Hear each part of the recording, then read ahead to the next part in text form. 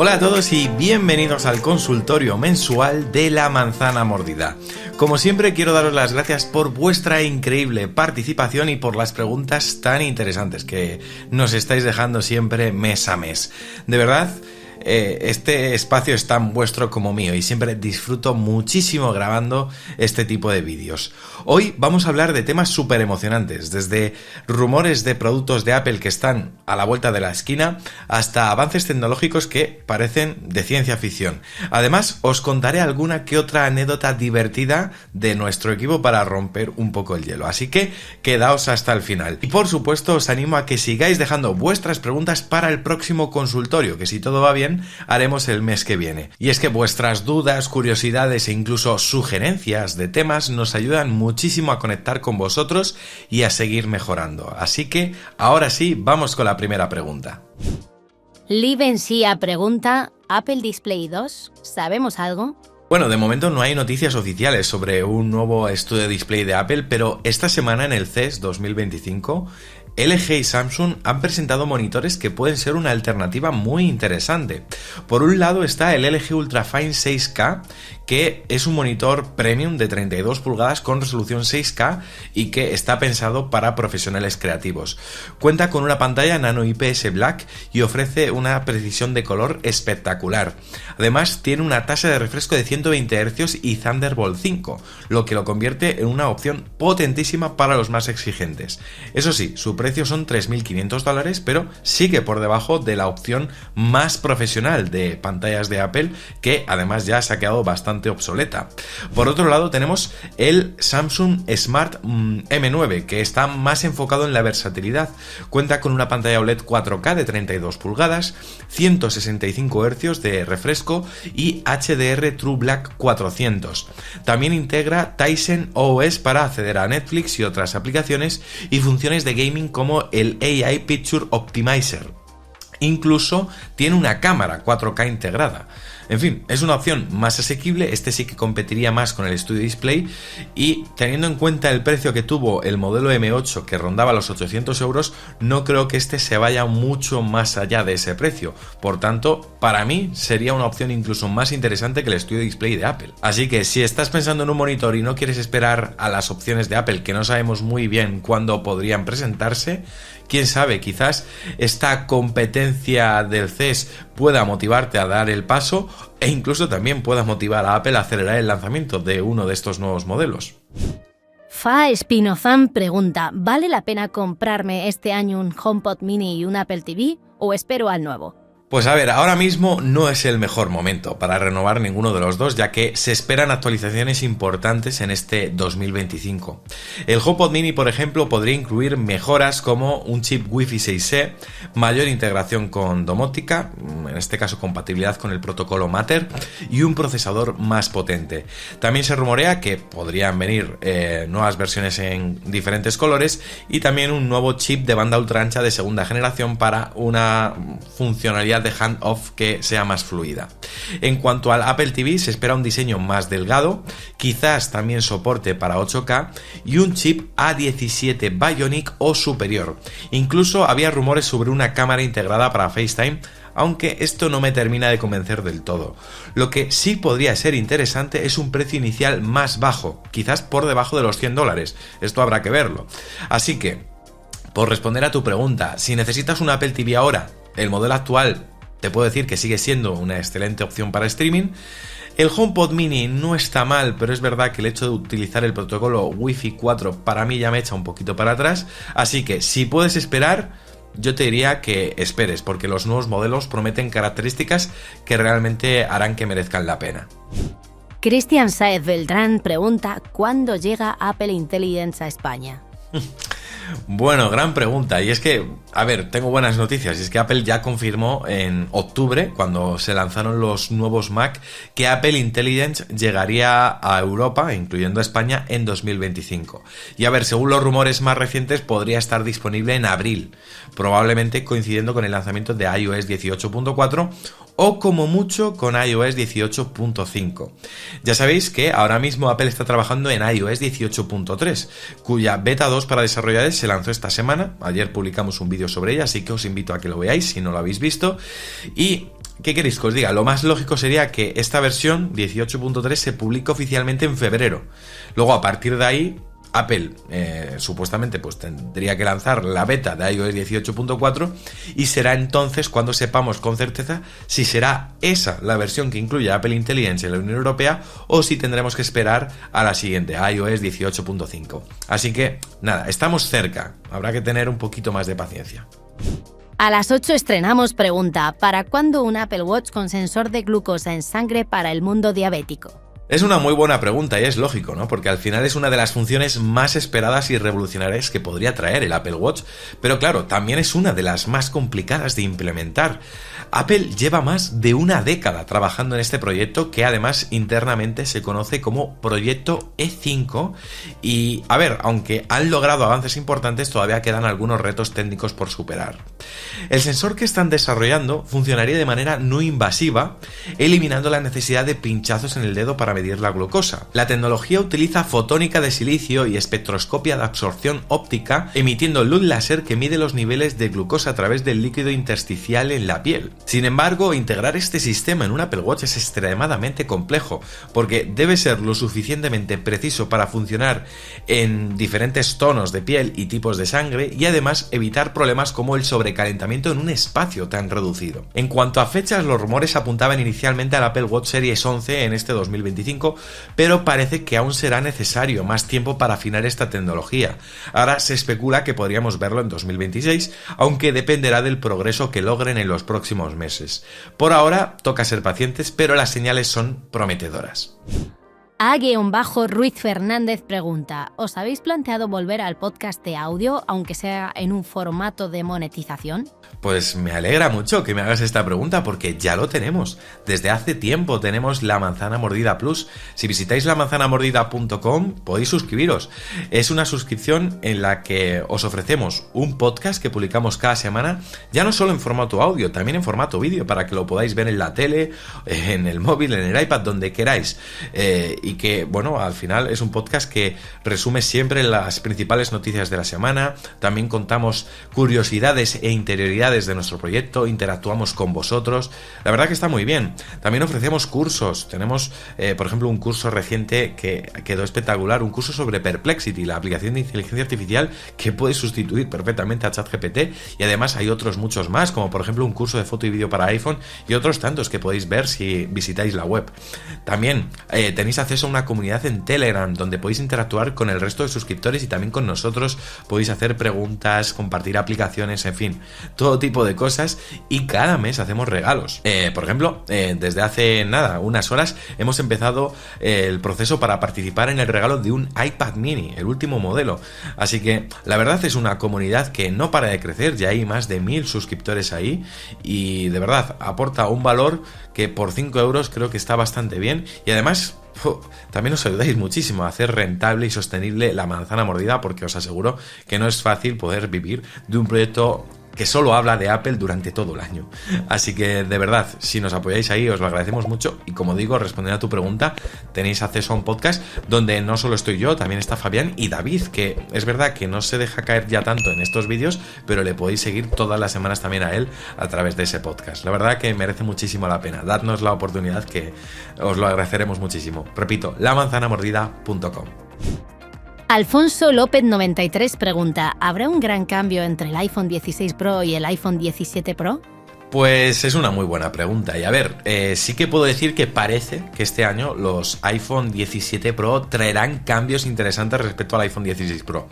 Por ejemplo, todo apunta a que la cámara frontal duplicará su resolución, pasando de los 12 megapíxeles actuales a 24, mientras que el teleobjetivo incorporará un sensor de 48 megapíxeles, lo que mejorará tanto la calidad de las fotos como la capacidad de zoom óptico. Es decir, a nivel de cámaras parece que vamos a dar un gran paso adelante. Además, hay rumores de que la Dynamic Island podría reducir su tamaño, lo cual pues también permitirá que tengamos un mayor aprovechamiento de pantalla, y en términos de diseño podríamos tener también un pequeño lavado de cara en lo que se refiere al módulo de cámaras de la parte trasera. En términos de rendimiento, contaríamos con el nuevo chip A19 Pro, que será más eficiente y potente que la 18 Pro, gracias a su proceso de fabricación, que se espera que sea de 3 nanómetros. En cuanto a memoria RAM, pasaremos de 8 GB a 12 GB, lo cual en teoría será beneficioso para un mejor rendimiento de las funciones de inteligencia artificial, que no olvidemos, cuando salgan los iPhone ya tendremos, digamos, la segunda generación de Apple Intelligence. Así que, bueno, en fin, yo creo que se avecina un buen año para el iPhone. De todos modos, no os preocupéis porque tenemos planes de hacer un vídeo dedicado solo a los nuevos iPhone próximamente. Julio Garrido pregunta, ¿merecerá la pena optar al iPhone 17 Air por muy plano que parezca? Bueno, a ver, va a ser una propuesta interesante. El iPhone 17 Air, ya sabéis, va a ser un modelo muy atractivo, sobre todo para quienes buscan un diseño estilizado y ultra fino, ya que, según los rumores, tan solo tendría 6,25 milímetros de grosor, convirtiéndose en el iPhone más delgado hasta la fecha. Además, tal y como ya os venimos contando en algunos vídeos, se espera que cuente con una pantalla OLED de 6,6 pulgadas, tecnología ProMotion de 120 Hz y el chip A19 Bionic, lo que va a asegurar pues, que tenga un rendimiento bastante sólido y una experiencia visual muy fluida. Sin embargo, también es importante tener en cuenta que este modelo viene a sustituir al modelo Plus, con un enfoque diferente, pero sin pretender competir directamente con los modelos Pro. Por ejemplo, su cámara trasera será única, con un sensor de 48 megapíxeles y no incluirá todas las configuraciones avanzadas de cámara que tienen los modelos Pro. Por lo tanto, será un dispositivo potente y muy bien diseñado, que estará orientado más hacia quienes priorizan la estética y la portabilidad frente a las prestaciones más avanzadas. Por ejemplo, al ser más delgado, un sacrificio que será más que evidente es en autonomía, algo a tener en cuenta. Así que, en fin, yo creo que como concepto quizás es más seductor que el modelo Plus que veníamos teniendo durante todos estos años, pero no va a ser una opción tan potente como la de los modelos Pro. Al final dependerá de cada usuario una elección u otra. Fer Oyuela pregunta, ¿cuál ha sido el momento más divertido que vivieron en el 2024 con Fabi y David? ¿O alguna experiencia divertida, Fer, para romper el hielo en este 2025? Pues muchísimas gracias por tu pregunta, la verdad que me gustan también este tipo de preguntas. A ver, anécdotas divertidas, teniendo en cuenta que trabajamos prácticamente todo el rato en casa, es complicado, pero por ejemplo, la última visita que tuvimos con Fabi, que estuvimos en la Puerta del Sol, en Madrid, en el Apple Store, recuerdo que tuvimos una anécdota que fue bastante graciosa porque estábamos haciéndonos fotos y de repente se acercó un policía y pensábamos que nos iba a decir algo. Iba con su uniforme, un policía de Madrid, de policía municipal, y luego resulta que no, que era un suscriptor, que lo que quería era hacerse la foto con nosotros. En fin, fue un momento muy gracioso. Nos hizo él la foto a todos porque nos queríamos hacer una foto grupal y nos la hizo él, y luego estuvimos ahí interactuando un poquito con él y fue una anécdota que luego nos resultó curiosa, ¿no? Dijimos, joder, porque además Fabi dijo, no me puedo creer que la primera foto que me piden sea un policía, ¿no? Y es curioso, fue su primera foto con un suscriptor. Eso fue una.